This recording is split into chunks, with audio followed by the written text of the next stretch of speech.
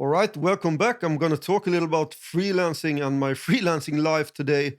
Again, this is the second part of this video in this little series that I do about freelancing. And it's based on my ebook that I'm currently writing about my 10 years as a freelancer. So it will show you a lot of tips and tricks on how to get started as a freelancer. I get a lot of questions on how do you get projects, how do you get clients, and how do you make money. So I've dedicated a chapter about that in my book, and I'm going to talk a little about that right now. So I have some few tips that I learned through the years as a freelancer, and I think one big mistake that a lot of people do is they want to go big. They want to be the grand, big freelancer from the beginning. And you have to realize that you have to start slow when you transition over to freelancing life from an employment or something. If you don't have a really big network of people and clients already, a lot of people have that because they can bring the clients with them when they start freelancing. So there's one big lesson here, and that is that it will take a lot of work and it will take time to build up a relationship, because a lot of things with selling stuff is about relations. And I think that's the most powerful thing. You don't necessarily have to be the best in your field or have the best product. It's about the relation to your clients and customers. So you have to build up this and build up the trust over time with the clients. So that's why I recommend, if you're just starting out as a freelancer, start small, start local, find small local companies to work with that don't have probably that much money to spend, but you can build up trust and you can build up your reputation, and you can start on products that don't will overwhelm you, because that's one thing. When you freelance, you probably will work alone a lot, and that means that you don't have a team in that sense as you have in an employment, where you're probably a complete team of developers, in my case, as I work with development and design. So you will work a lot alone, and that's good to start off by smaller projects.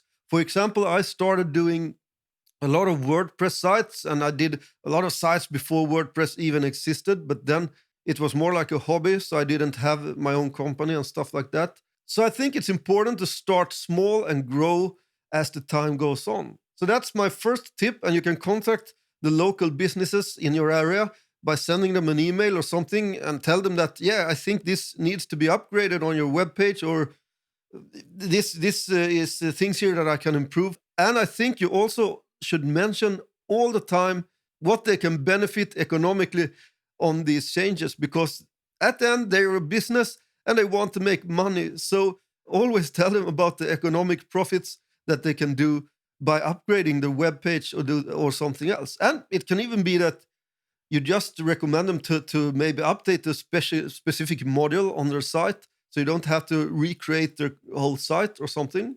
And I think also it's important when you start out that you should deliver more than expected of you, because this will build up your reputation that you're really good and you deliver a lot of stuff, a lot of value to them, and they will tell other people about it. So hopefully the clients will contact you in the end if they know that you're good and you deliver great value. So always do a little bit of over delivering in the beginning. And I'm not saying that you should do a lot of free stuff, because of course you have to get paid for your work.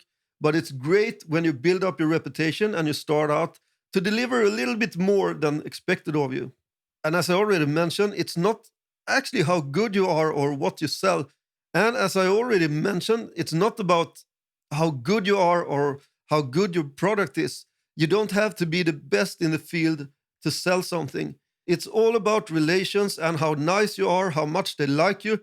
I recommend that you always have to use your soft skill. If you feel that there's some field that you're not good in, but you're a really nice person and you deliver value, you should use that to your advantage. So always use your soft skills. I call them soft skills because it's more like your personality and stuff like that you can use to your advantage.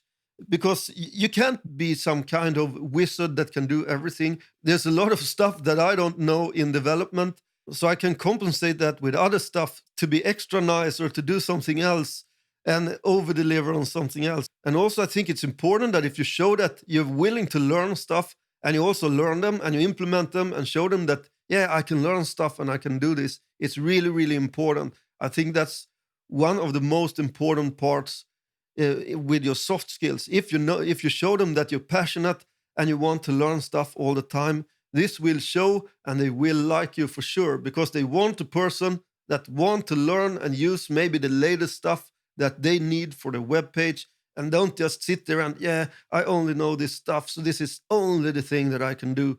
So, no, I don't want to learn that. I talked with a lot of people that are like that, and I don't think that's sustainable in the long term. So you should always be kind of on the edge and show them that you're willing to learn and that you're actually passionate about what you do. So use your soft skills to sell stuff. I get a lot of questions about that they think they're too small, because when you freelance, you're only one person, and your competition will be maybe a big company with this huge team of developers in this case, and you can't really win over them in a pitch.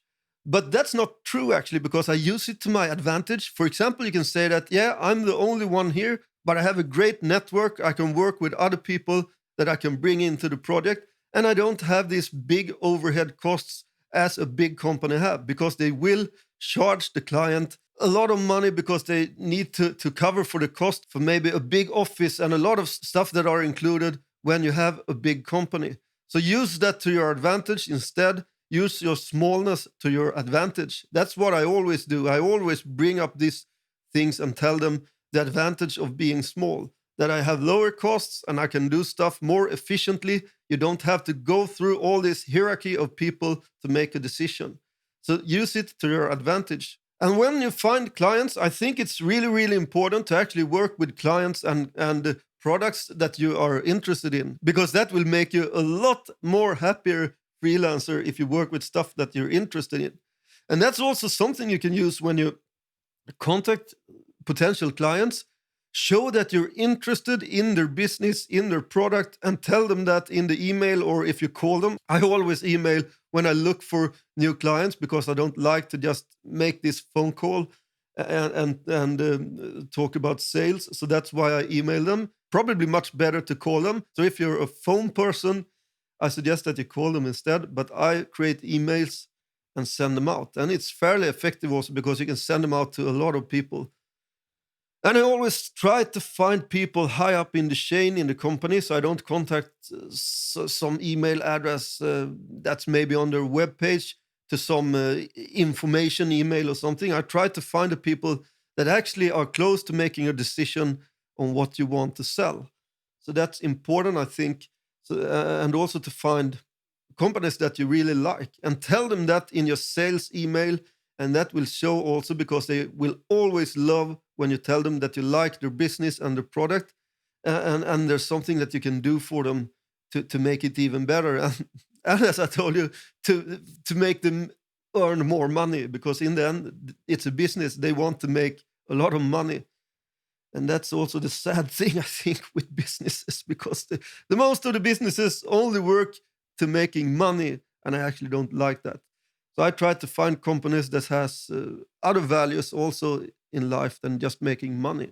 Okay, I think also it's important to know that when you start out, you have to really put in the time and effort to make those sales. I think you should dedicate the time, maybe in the beginning, 2 or 3 days in the week, actually, or maybe all the days, because you don't have any work in the beginning, to actually dedicate your days to create emails or make a phone contact to actually sell, because this is hard work. You have to find the clients and actually put in the work to sell. And that's the hard fact about this. I think a lot of people miss this. They think the freelance life is really cool and they want to do it, but they don't realize that a lot of the time you will spend actually selling yourself and selling what you do. So that's something you have to take into consideration when thinking about starting a freelance life. You will dedicate a lot of time to sell yourself as a freelancer. And I think the last thing that I want to say in this video is that connections are everything. You have to grow your network, and you can do that in a lot of ways. I use Twitter.